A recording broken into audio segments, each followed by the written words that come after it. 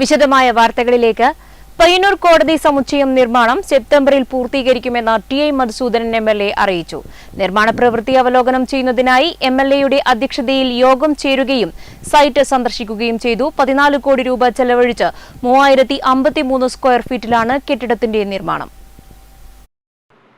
പയ്യന്നൂർ കോടതി സമുച്ചയ നിർമ്മാണ അവലോകനം ചെയ്യുന്നതിനായി ടി.ഐ. മധുസൂദനൻ എം.എൽ.എയുടെ അധ്യക്ഷതയിൽ യോഗം ചേരുകയും സൈറ്റ് സന്ദർശിക്കുകയും ചെയ്തു.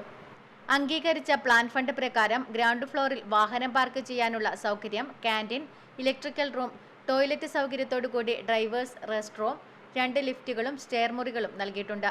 1-ാം നിലയിൽ property room, legal services authority room, central നസ്രത്ത് room, judicial service centre room, bar association room, computer cell room, mediator room, clerks room, lady advocates room, common toilet, ഭിന്നശേഷിക്കാർക്കുള്ള ടോയ്ലറ്റ്, വെയിറ്റിംഗ് ഏരിയ എന്നിവ ഉൾപ്പെടുത്തിയിട്ടുണ്ട്.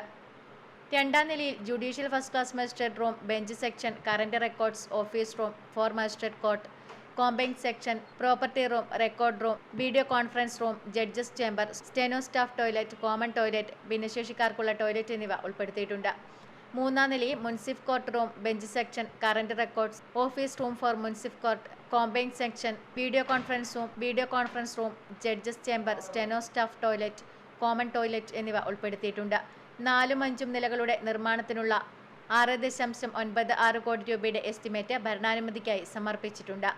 നഗരസഭ പൊതുമരാമത്ത് standing committee chairman T. Viswanathan, പൊതുമരാമത്ത് വകുപ്പ് കെട്ടിട വിഭാഗം executive engineer Shaji Thayyil, assistant executive engineer Savitha C, assistant engineer Sunoj Kumar, bar association secretary advocate Rajesh Pilanko, president advocate D K. Gopinath, advocate T V. Ajaykumar എന്നിവരും ടി.ഐ. മധുസൂദനൻ എം.എൽ.എക്കൊപ്പം ഉണ്ടായിരുന്നു. Network news, Payyanur.